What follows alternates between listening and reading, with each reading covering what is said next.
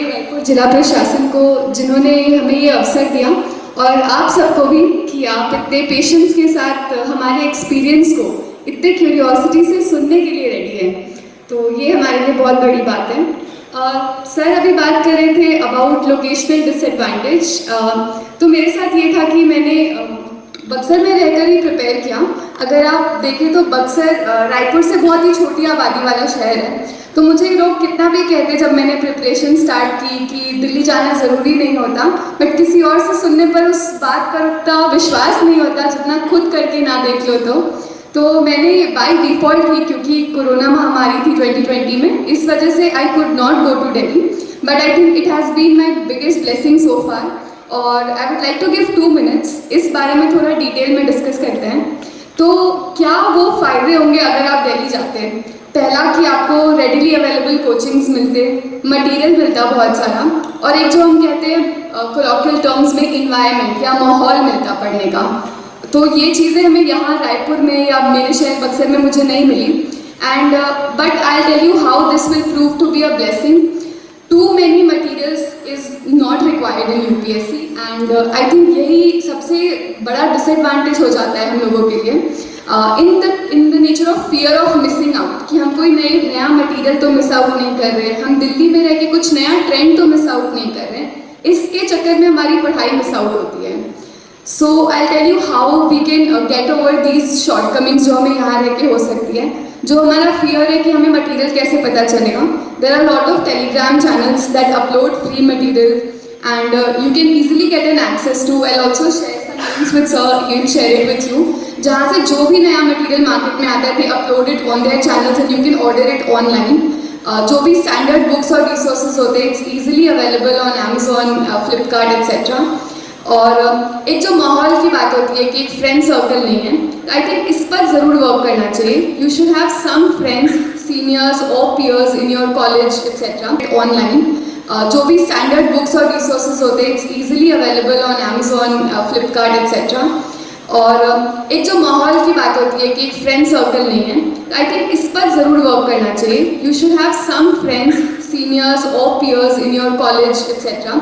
अगर नहीं तो आप खुद 2-4 ऑनलाइन फ्रेंड्स ढूंढ सकते हैं through Telegram etcetera. I think having a peer group was a blessing, क्योंकि आप एक चीज़ और दिल्ली में जो अच्छी होती है वो है अच्छी लाइब्रेरीज़। तो I think Raipur has some good libraries, you can make use of that. मेरे यहाँ तो एक अच्छी लाइब्रेरी भी नहीं थी, so I turn my room into a library.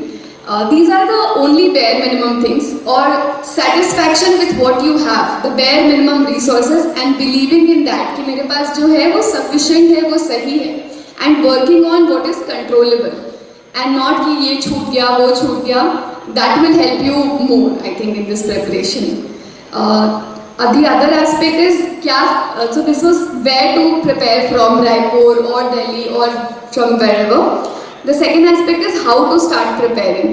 तो इसके लिए सब लोग कहते हैं कि NCERT, standard books, so I'll just give my input for that. Irrespective of your background, आप इस एग्ज़ाम को दे सकते हैं, you can prepare for this examination. And मुझे लगता है इस एग्ज़ाम की सिर्फ तैयारी कर लेना ही आपस में एक बड़ी बात है।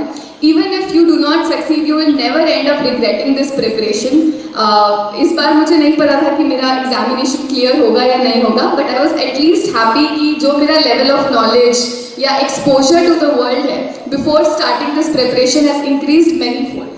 तो ये एक अच्छी बात है, आप खुद पे कॉन्फिडेंट पर्सन फील करते हो, अवेयर पर्सन फील करते हो। In terms of NCERT standard books, तो कुछ सब्जेक्ट्स होते हैं जो प्रीलिम्स के लिए सबसे इंपॉर्टेंट होते हैं, one of them being polity. तो पॉलिटी के लिए you can directly start with Laxmikant, but only अगर आपको डिफिकल्टी होती है लक्ष्मीकांत समझने में, I would recommend 11th and 12th NCERTs।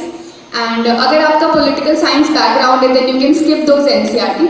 तो ये एक थंब रूल नहीं है कि हमें इस क्लास की NCERT से स्टार्ट करना है। अपने बैकग्राउंड को एनालाइज करो, अपनी understanding in that subject you should see, and then हम देख सकते हैं कि हमें कौन से क्लास से NCERT स्टार्ट करनी है। अगर 11th 12th में भी डिफिकल्टी होती है then we can go back to 8th 9th and 10th।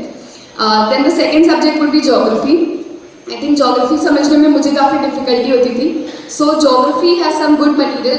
सबसे पहले तो most important is 11th and 12th NCERTs। All the geography NCERTs are very important. और आजकल जो रिसेंट फिल्म से पता चलता है कि mapping has become very important. तो जो भी न्यूज़ में इंटरनेशनल रिलेशंस आता है उससे रिलेटेड जो भी मैपिंग है, you should do it on the same day. And a lot of magazines also cover, but खुद से वो मैप एक्सरसाइज कर लेना, it's also related to your memory, तो आपको ज़्यादा देर तक वो याद रहता है। The third subject is history. For ancient history I did RS Sharma NCERT, for medieval history I did Satish Chandra NCERT, and for modern history I did the book Spectrum by Rajiv Bahir sir. The next subject would be science. So being from a commerce background, when I first attempt में science prepare ही नहीं किया, I thought it is not my cup of tea. But the questions asked in science in UPSC prelims are different, and आप उसको broadly दो genres में divide कर सकते हैं। जो एक मेडिकल साइंस से रिलेटेड बायोटेक्नोलॉजी वाला portion, and other is contemporary technologies like quantum that are in the news.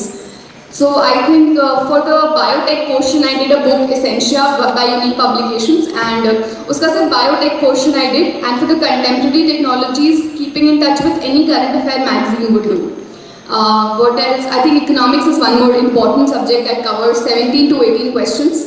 The most important is reading newspapers and economics, and I think most of the questions 80 to 90% current affairs से inspired होते हैं economics में। तो आप शुरू से ही newspaper पढ़ना start करें, उसमें आप पॉलिटी इकॉनमी के न्यूज़ पर ज़्यादा फोकस करें, और इकॉनमी के लिए आप कोई भी एक स्टैंडर्ड मटेरियल रेफर कर सकते हैं। NCERT is also being one of them. But again this goes with the same कि आप अपना बैकग्राउंड एनालाइज करें। अगर आप कॉमर्स बैकग्राउंड या मैनेजमेंट बैकग्राउंड में भी आपको 11th-12th NCERT की ज़रूरत ना पड़े। These were the standard sources and where to prepare from.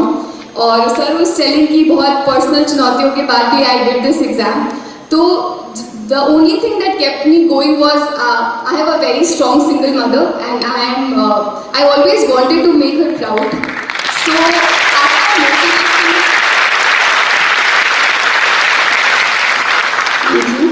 I always wanted to see her कि वो एक प्राउड मदर बन के रहे, and nobody is able to ever tell her कि उनकी परवरिश में कोई भी कमी रह गई because she was a single mother.